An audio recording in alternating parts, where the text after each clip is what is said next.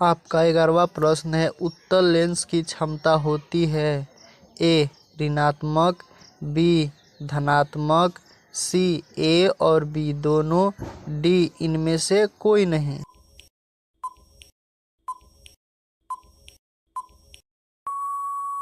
आपका सही जवाब है ऑप्शन बी यानी धनात्मक।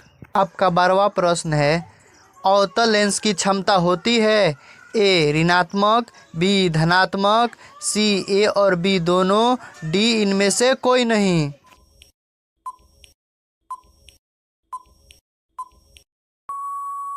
आपका सही जवाब है ऑप्शन ए यानी ऋणात्मक।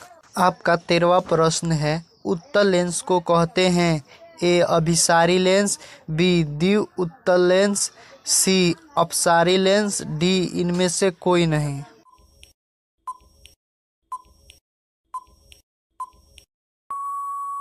आपका सही जवाब है ऑप्शन ए यानी अभिसारी लेंस। आपका 14वां प्रश्न है, अवतल लेंस को कहते हैं ए अभिसारी लेंस, बी द्वि अवतल लेंस, सी अपसारी लेंस, डी इनमें से कोई नहीं।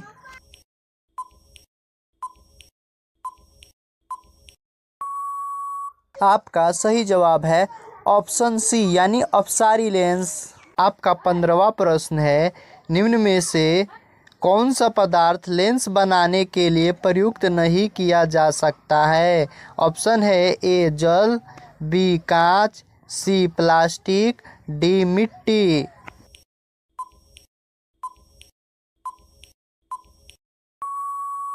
आपका सही जवाब है ऑप्शन डी यानी मिट्टी।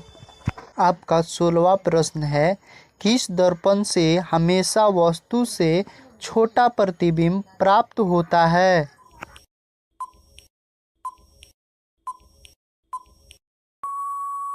आपका सही जवाब होगा ऑप्शन बी यानी उत्तल। आपका 17वां प्रश्न है, किस दर्पण से वस्तु का बड़ा प्रतिबिंब बनता है।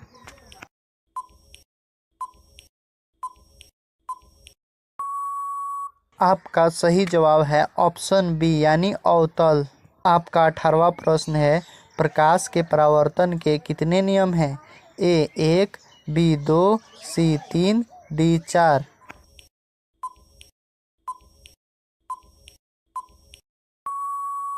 आपका सही जवाब है ऑप्शन बी यानी 2। आपका 19वां प्रश्न है, जब प्रकाश की किरण हवा से कांच में प्रवेश करती है तो मुड़ जाती है। ए अभिलंब से दूर, बी अभिलंब के निकट, सी अभिलंब के समांतर, डी इनमें से कोई नहीं।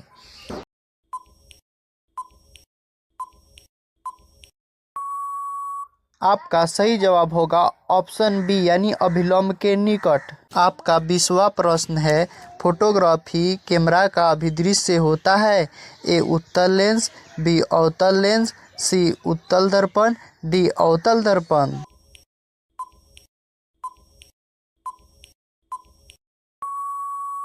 आपका सही जवाब होगा ऑप्शन ए यानी उत्तल लेंस।